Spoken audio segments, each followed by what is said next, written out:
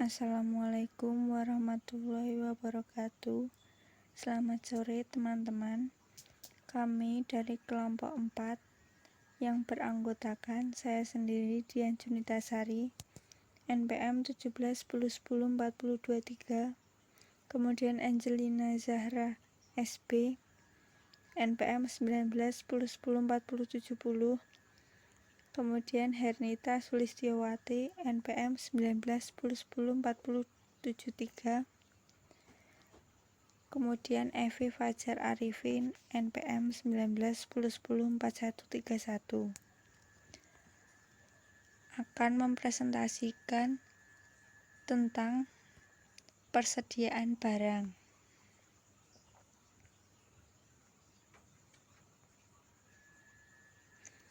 Persediaan atau inventory merupakan item aset yang dimiliki perusahaan untuk dijual dalam kegiatan bisnis normal atau barang yang akan digunakan atau dikonsumsi dalam produksi barang yang akan dijual. Klasifikasi persediaan. Perusahaan dagang biasanya membeli barang dagang dalam bentuk siap untuk dijual dan melaporkan biaya dari unit yang tidak terjual sebagai persediaan barang dagang atau merchandise inventory, sedangkan perusahaan manufaktur memiliki 3 akun persediaan, yaitu persediaan bahan baku atau raw materials inventory, kemudian persediaan barang dalam proses atau work in process inventory, dan persediaan barang jadi.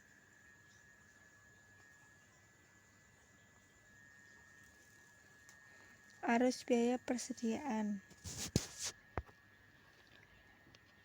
Perusahaan yang menjual atau memproduksi barang melaporkan persediaan dan beban pokok penjualan setiap akhir periode akuntansi. Untuk menentukan jumlah tersebut, perusahaan menambahkan persediaan awal pada pembelian dalam suatu periode untuk sampai pada beban pokok yang tersedia untuk dijual. Beban pokok yang tersedia untuk dijual ini kemudian diserahkan ke persediaan akhir, dan beban pokok penjualan berdasarkan jumlah barang dalam persediaan dan barang yang dijual. Kemudian sistem pencatatan persediaan. Yang pertama ada sistem perpetual. Sistem persediaan perpetual terus melacak perubahan akun persediaan. Artinya, perusahaan mencatat semua pembelian dan penjualan atau pengeluaran barang langsung dalam akun persediaan. Pada sistem ini, perkiraan persediaan didukung oleh kartu persediaan. Yang kedua, sistem periodik. Berdasarkan sistem periodik, beban pokok penjualan adalah jumlah residu yang tergantung pada perhitungan fisik persediaan akhir. Proses ini disebut sebagai menghitung fisik persediaan. Perusahaan yang menggunakan sistem periodik menghitung fisik persediaan minimal 1 kali dalam setahun.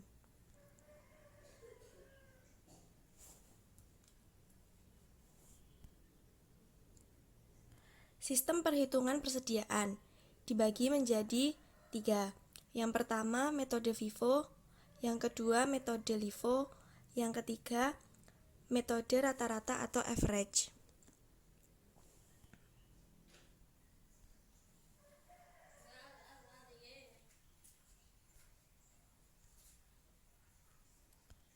Metode FIFO, first in first out, mengasumsikan bahwa perusahaan menggunakan barang sesuai urutan pembeliannya.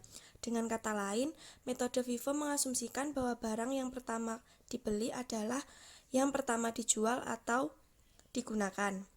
Persediaan akhir dihitung berdasarkan harga barang yang dibeli terakhir. Kemudian yang kedua, yaitu metode LIFO atau last in first out, mengasumsikan barang yang dibeli terakhir adalah barang yang dijual pertama, sehingga persediaan yang tersedia di persediaan akhir adalah barang yang paling awal diperoleh. Persediaan akhir dihitung berdasarkan harga barang yang dibeli pertama.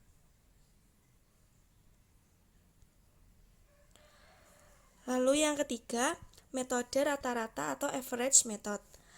Metode rata-rata merumuskan biaya setiap unit ditentukan berdasarkan biaya rata-rata tertimbang dari unit yang serupa pada awal periode dan biaya unit yang serupa yang dibeli atau diproduksi selama satu periode yang dapat dilakukan secara berkala atau setiap penerimaan kiriman. Persediaan akhir dihitung berdasarkan harga rata-rata selama periode tertentu. Contoh perhitungan FIFO, LIFO, dan rata-rata. Metode fisik. PT Angkasa Pura selama bulan Januari 2011 mempunyai data tentang persediaan sebagai berikut. 1 Januari, persediaan 1000 unit at Rp500 per unit. 10 Januari, pembelian 800 unit at Rp550 per unit. 18 Januari, penjualan 900 unit. 20 Januari, pembelian 700 unit at Rp600 per unit. 27 Januari, penjualan 500 unit. Tentukan nilai persediaan tanggal 31 Januari 2011 apabila besarnya persediaan akhir adalah 1.100 unit dengan metode FIFO, LIFO, rata-rata sederhana, rata-rata tertimbang. Metode perpetual. PT Angkasa Pura selama bulan Januari 2011 mempunyai data tentang persediaan sebagai berikut.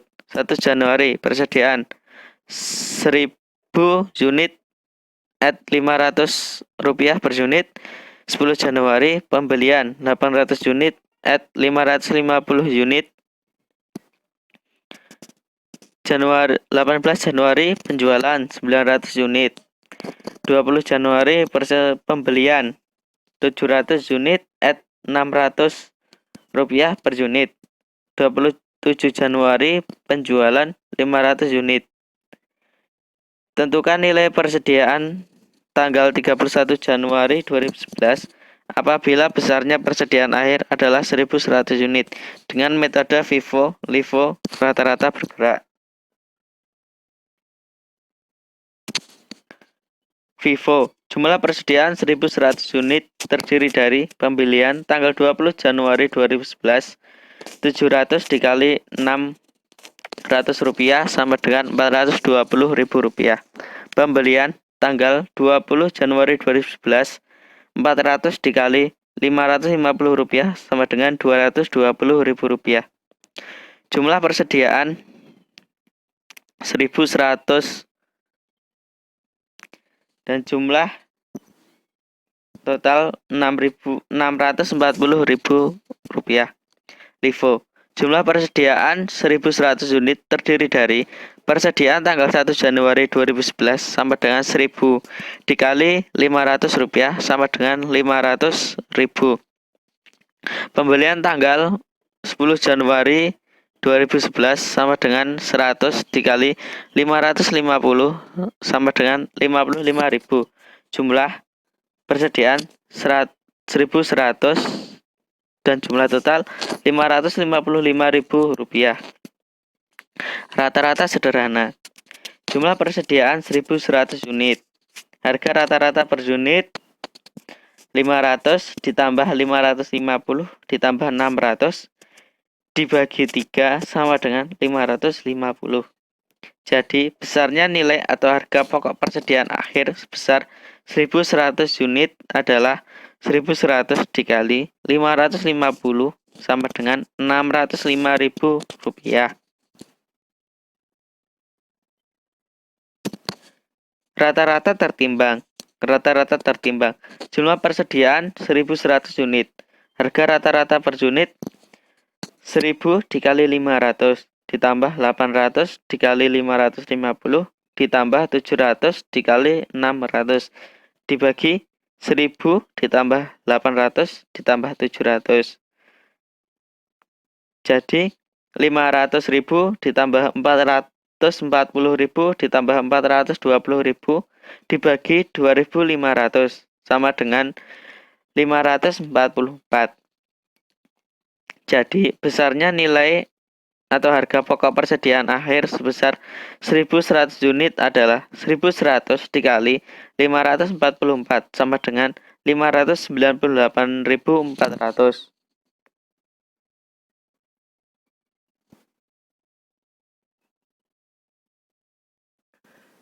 Penyelesaian menggunakan metode FIFO bisa dilihat pada tabel berikut.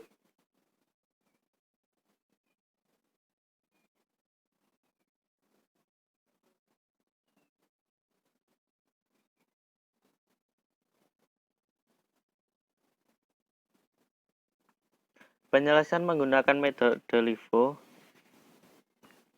bisa dicermati tabel berikut.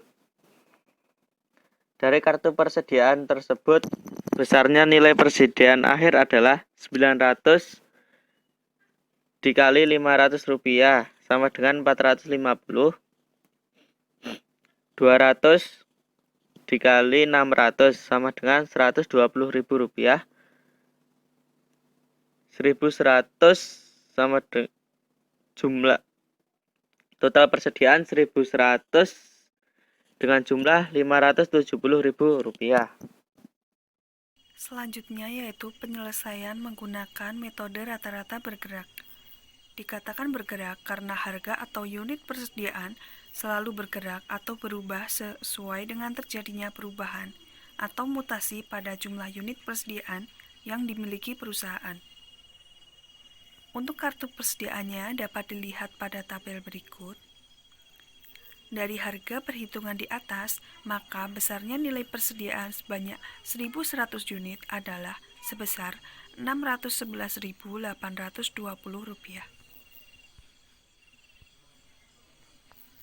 Alasan terjadinya kesalahan persediaan.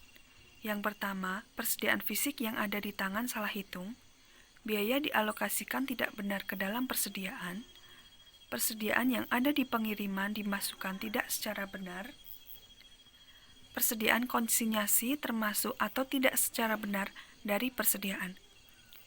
Pada persediaan konsinyasi, apabila kita sebagai pengusaha atau pengirim barang, maka persediaan barang dagangan harus tetap dimasukkan ke persediaan fisik, walaupun persediaan fisiknya tidak di tangan.